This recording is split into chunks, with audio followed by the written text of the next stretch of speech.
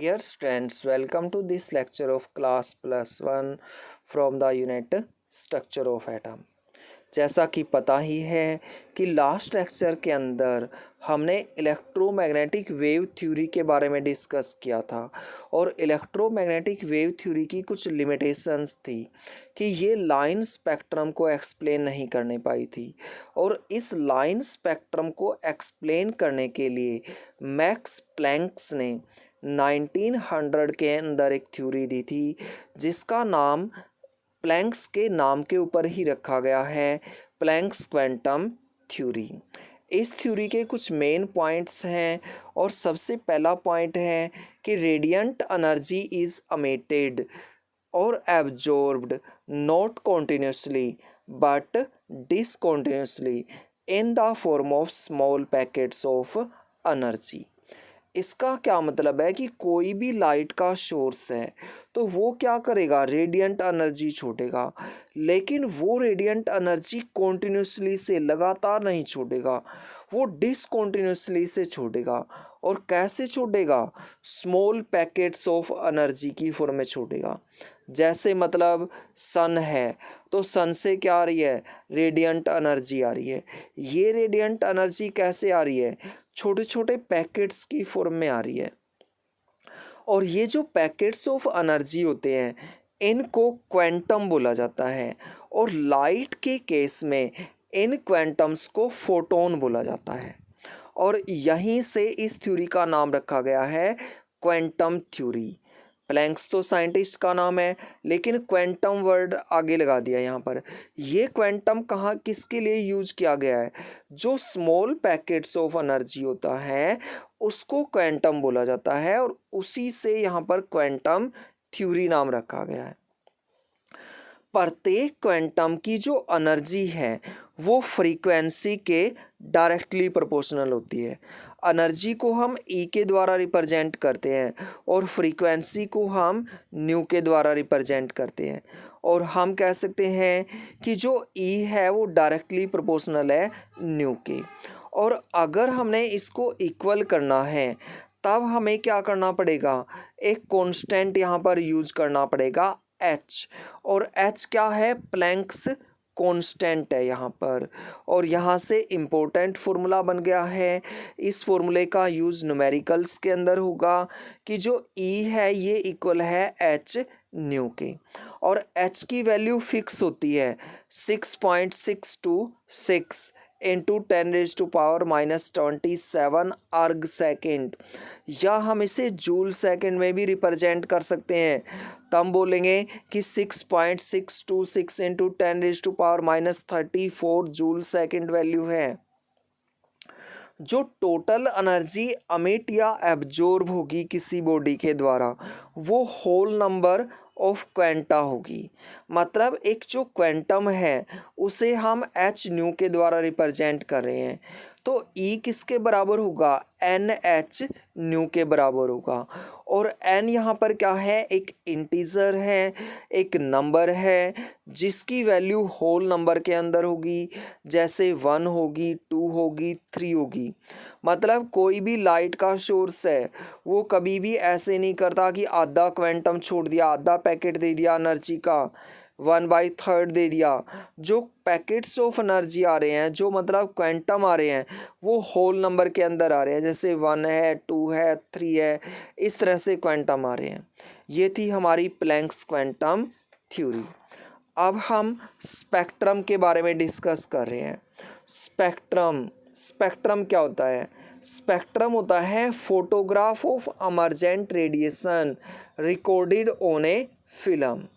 जो emergent radiations की photograph एक फिल्म के ऊपर रिकॉर्ड की जाती है उसे स्पेक्ट्रम बोला जाता है।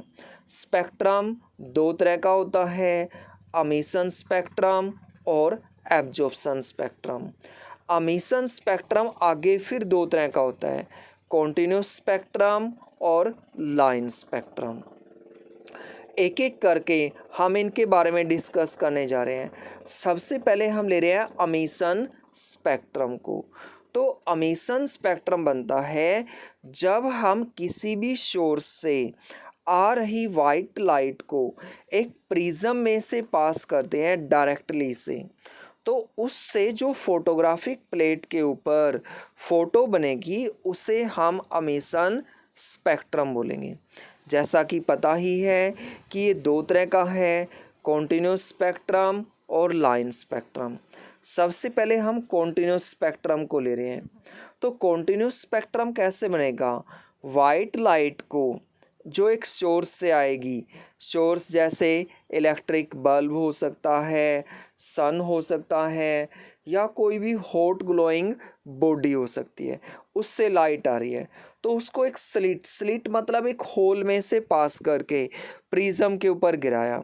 तो प्रिज्म में से पास होकर ये लाइट फोटोग्राफिक प्लेट के ऊपर गिरी और यहाँ पर हमें फोटोग्राफ ऑब्टेन हो गया, मतलब एक स्पेक्ट्रम ऑब्टेन हो गया।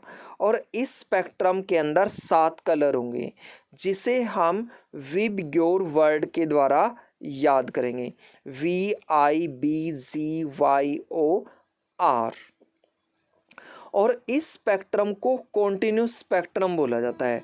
कॉन्टिन्यूस स्पेक्ट्रम क्यों बोला जाता है? क्योंकि जो कलर होते हैं वो एक दूसरे के अंदर मिक्स होते हैं। हम एक बाउंड्री नहीं खींच सकते यहाँ पर सेपरेट कि यहाँ तक ही वायलेट कलर है, वायलेट कलर ख़त्म नहीं हुआ उससे पहले इंडिगो स्टार्ट हो गया। मतलब ये जो कलर हैं ये एक दूसरे के अंदर मर्ज होते हैं और इसलिए इस तरह के स्पेक्ट्रम को कॉन्टिन्यूस स्पेक्ट्रम बोला जाता है। सेकेंड टाइप है और ये है लाइन स्पेक्ट्रम, जिसे हम डिसकॉन्टिन्यूस स्पेक्ट्रम भी बोलते हैं। इस स्पेक्ट्रम की फॉर्मेशन कैसे होगी?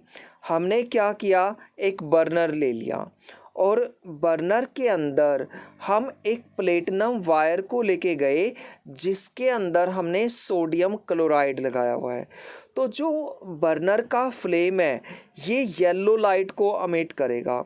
इस येलो लाइट को हमने एक स्लिट में से पास करके प्रिज्म के ऊपर गिराया, तो प्रिज्म में से पास होकर ये लाइट फोटोग्राफिक प्लेट के ऊपर फोटोग्राफ की फॉर्मेशन करेगी और इस फोटोग्राफ के अंदर 2 लाइंस होंगी और ये लाइंस एक पर्टिकुलर वेवलेंथ के साथ कोरस्पॉन्ड करती है। एक कोरस्पॉन्ड करती है 5896 एंगस्ट्रॉन के साथ और दूसरी कोरस्पॉन्ड करती है 5890 एंगस्ट्रॉन के साथ। और इस तरह से लाइंस की फॉर्मेशन हुई है और इसलिए इस स्पेक्ट्रम को हम लाइन स्पेक्ट्रम बोलते हैं। लाइन स्पेक्ट्रम की फॉर्मेशन एक दूसरी तरह से भी हो सकती है।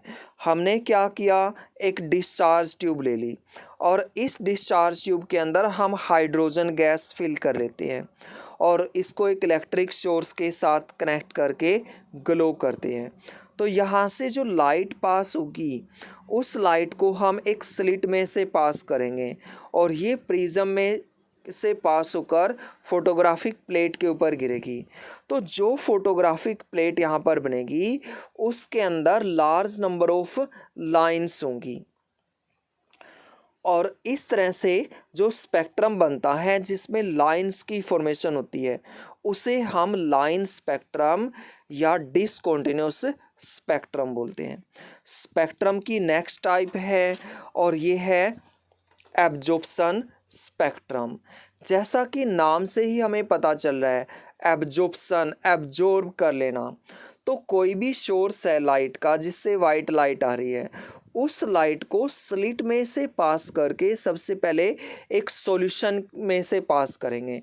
जैसे हमने NaCl का सॉल्यूशन ले लिया, इसमें से पास किया और सॉल्यूशन में से पास होने के बाद प्रिज्म के ऊपर गिराएंगे तो फोटोग्राफिक प्लेट के ऊपर एक स्पेक्ट्रम बनेगा जिसके अंदर 7 कलर होंगे और इन 7 कलर को विबग्योर वर्ड के द्वारा याद किया जाएगा। लेकिन जो येलो कलर है इसके अंदर फाइन लाइंस की फॉर्मेशन हो गई। ये फाइन लाइंस क्यों बनी है? क्योंकि NaCl के सॉल्यूशन ने कुछ वेवलेंथ की लाइट को एब्जॉर्ब कर लिया और जो रेस्ट लाइट है उसको अमिट कर दिया। इसी कारण येलो जो कलर है उसके अंदर फाइन लाइंस की फॉर्मेशन हुई और इसीलिए इस स्पेक्ट्रम को हम एब्जॉर्प्शन स्पेक्ट्रम बोलते हैं, क्योंकि यहाँ पर कुछ वेवलेंथ की लाइट एब्जॉर्ब कर ली जाती है। Thank you.